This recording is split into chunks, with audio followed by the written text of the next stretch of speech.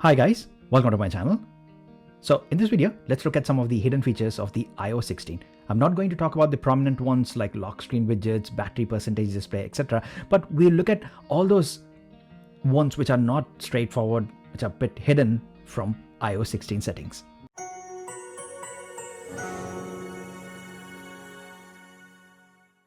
So first up is keyboard haptic feedback. Besides just sound, you can now get haptic feedback on the keyboard. So you get this extra reassurance when typing on a glass screen. To turn this on, go to Settings, Sound and Haptics, and then Keyboard Feedback.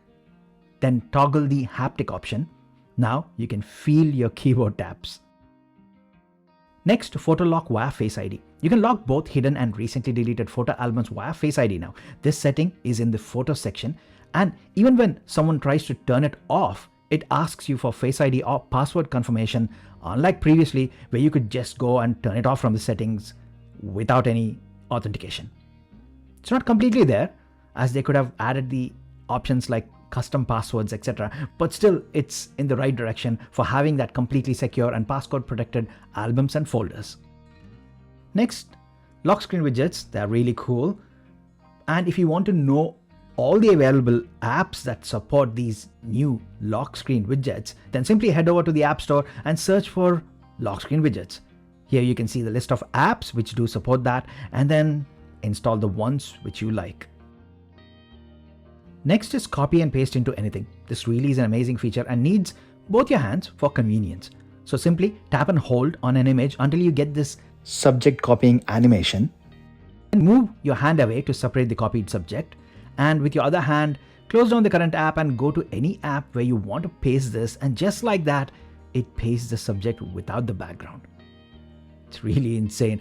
If you think about it, it's like creating your own stickers, as you can paste this into any app, including your Instagram stories. Next is audio message playback. Audio recordings sent via SMS or iMessage now have the ability to scrub the timeline to skip forwards or backwards. This control was not there before, so pretty cool and useful. Next, send later on email.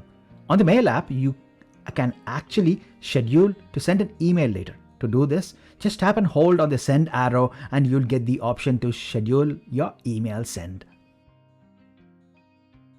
Next, you can even set to notify about an email which you haven't read completely and want to come back to it. To do that, just long press on the email and choose the notify option. Next, pin a tab on Safari. This is a cool feature. If there is a website which you visit quite often on Safari, then you can pin it to the top. All you have to do is press and hold the site in the tab view and you get the option to pin the tab. And voila, the tab is stuck to the top of your browser's list. Next is call hang up. You can actually ask Siri to hang up the call hands-free by just asking her to hang up the call. But mind you, the person on the other end of the phone call will hear this command too. Next is emoji via voice. Voice dictation has tremendously improved with iOS 16. And one cool feature is that you can speak out the emoji and it will add it for you. Next is medication reminder. Health app gets a lot of updates as well, and medication reminder is something very useful. You can set the type of the medication, its shape, color, and even set timers to remind you about that. Next is fitness app. You now get the fitness app which was Apple Watch exclusive, and this is now on the iPhone as well. So you can track everything from workouts to tracking your steps, and you can do all of this even if you don't own an Apple Watch. Next, Face ID works in landscape. See, Face ID was always more advanced on the iPads because it works in any orientation. But iPhone is getting this implement as well, almost, as it now works in landscape orientation. It still doesn't work upside down like the iPad does. Next, accessibility has some amazing improvements as well. One of the cool things is detection mode for the magnifier app. So it can detect things like doors, tell you how to open it, and even detect items. It's very helpful for the elderly. Next is Freeform. Now this is a flexible canvas app which could be Apple's answers to apps like Endless Canvas and others. This is not available yet. I feel we're going to get new iPads next month, when this feature will launch. So let's hang fire on this and check again. Obviously guys, iPads are my favorite. There's not even a day goes by without me not using the iPad. So the new iPads which are going to come, I will cover them on this channel as well. So please subscribe, support me, and I'll keep making these videos for you. Back to iOS 16 features list. Next is quick notes. Like how you have this on the iPads where you swipe from the corner to take a quick note. This is there on the iPhone as well, and it is actually in the share menu. So you can quickly bring it up and take a quick note about anything which you're browsing.